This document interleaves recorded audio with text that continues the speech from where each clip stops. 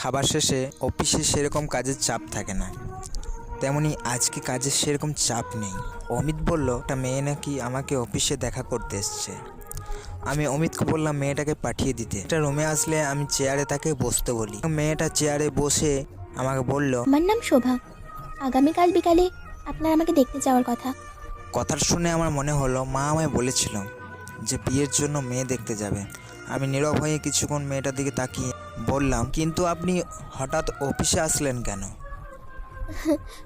অফিসে এসে আপনার সময়টাও বাঁচালাম, আর আমিও কিছুটা অপমান হওয়ার হাত থেকে মুক্তি পেলাম। মানে আপনার কথা ঠিক বুঝলাম না। মানেটা খুবই সহজ। আমি যখন আপনাকে বললাম আপনার আমাকে দেখতে যাওয়ার কথা, তখন আপনি খুব ভালো করে আমার দিকে তাকিয়েছিলেন, আর আমি লক্ষ্য করেছি ঠিক তখনই আপনার কপালের চামড়াটা কুঁচকে গিয়েছিল। এর কারণ হলো আমি দেখতে কালো। আজকাল বিয়ের জন্য মেয়ের গুণ কেউ দেখে না, দেখে শুধু গায়ের ফর্সা চামড়াটা, যেটা আমার নেই।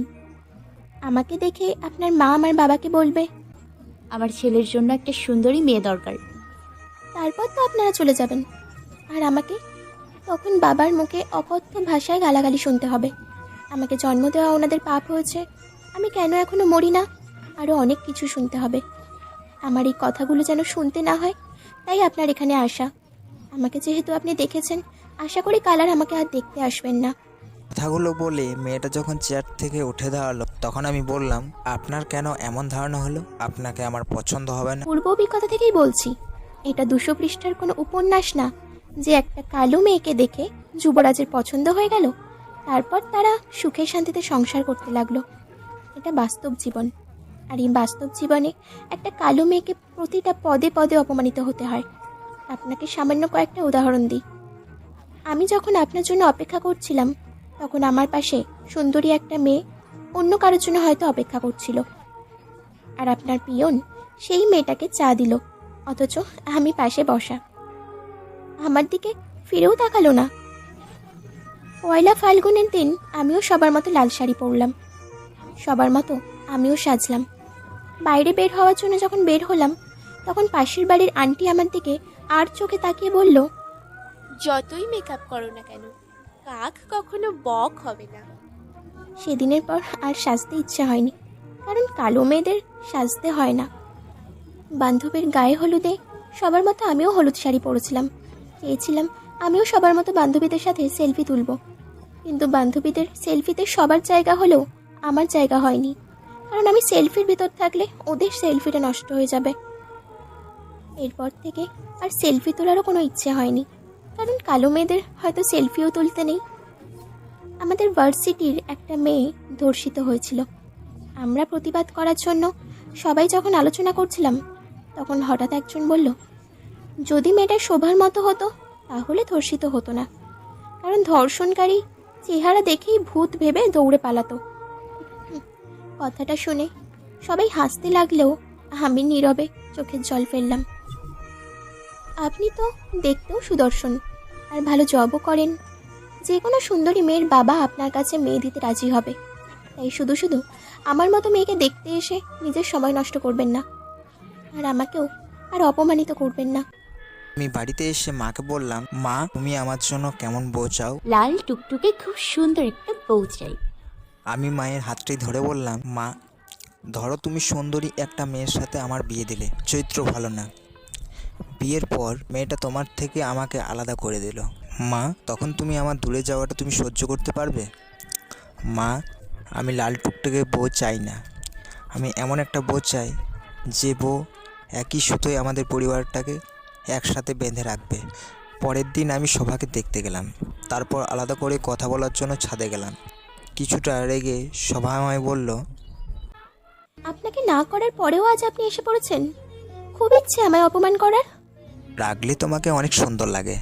এইসব ডায়লগ সুন্দরী কোনো মেয়েকে দেবেন, আমাকে না। একটা সুন্দরী মেয়ের 10তম ভালোবাসা মানুষ হওয়া চেয়ে একটা কালো মেয়ের প্রথম ভালোবাসা মানুষ হওয়া অনেক ভালো। মানেটা খুবই সহজ। কলেজে পড়ার সময় একটা সুন্দরী মেয়ে স্নেহার সাথে আমার সম্পর্ক হয়। সম্পর্কটা হওয়ার কয়েকদিন পর আমি জানতে পারি স্নেহা আমার আগেও কয়েকটা সম্পর্কে জড়িয়েছিল। আমার সাথে সম্পর্কটা হওয়ার পরেও সে আরও কয়েকটা সম্পর্কে জড়িয়েছিল, অথচ সে আমায় দিনের পর দিন মিথ্যে কথা বলেছে। বিয়ের 3 মাস পর হঠাৎ স্নেহা আমায় ফোন করলো এবং ফোনটা রিসিভ করতে স্নেহা হাসতে হাসতে আমায় বলে উঠল, ফেসবুকে তোমার আর তোমার বউয়ের ছবি দেখলাম। খুব তো বড় গলায় বলেছিলে আমার চেয়েও সুন্দরী মেয়েকে বিয়ে করবে। তা এই তোমার সুন্দরী বউয়ের নমুনা? আমার বিয়ের 3 মাস হয়ে গেছে।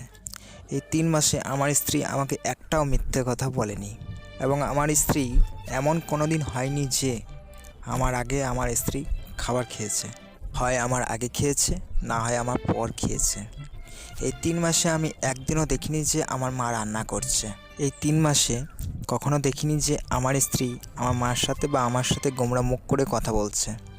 তোমার কাছে সৌন্দর্য মানে তো সাদা চামড়া, আর আমার কাছে সৌন্দর্য মানে চামড়ার ভেতরে থাকা মানুষটা। তোমার সৌন্দর্য তো 5 বছরই নষ্ট হয়ে যাবে, আমার স্ত্রীর সৌন্দর্য আজীবন থাকবে। আমি কথা শেষ করতে পারিনি, তার আগে স্নেহা ফোনটা কেটে দিল। শোভা আমার মাকে বোকা দিচ্ছে। মায়ের অপরাধ, মা কেন রান্নাঘরে গেছে? আপনাকে কতবার বলেছি না মা যে রান্নাঘরে আপনি কখনো যাবেন না। আপনার যা দরকার পড়বে আমাকে বলবেন, আমি করে দেব। আচ্ছা সোনা, সারাদিন এইভাবে ব্যস্ত রাখলে চলবে নিজেকে? আমাকেও তো একটু সময় দাও। আরে আরে, কি ব্যাপার? আজ এত রোম্যান্টিক মুডে আছো যে? আমি তো সর্বদা রোমান্টিক মুডে থাকি, তুমি বুঝতে পারো না। ও হো রে, তাই নাকি? আচ্ছা, এই কালো মেয়েটার সাথে রোম্যান্টিক হতে ভালো লাগে তোমার? আমি তো সবার কাছে অবহেলিত, শুধুমাত্র তুমি আর পরিবার। আমি ওর এই কথাটা শুনে রাগ করলাম। এই, রাগ করলে বুঝি? রাগ করবো কেন? জানি তুমি রাগ করেছো। আচ্ছা সরি, কখনো বলবো না। এই কথাটা বলতে তোমাকে কতবার বারণ করেছি, তবুও তুমি। আচ্ছা সরি বাবু, আজকের পর আর কখনো এই কথা মুখে আনবো না। মনে থাকবে তো? থাকবে।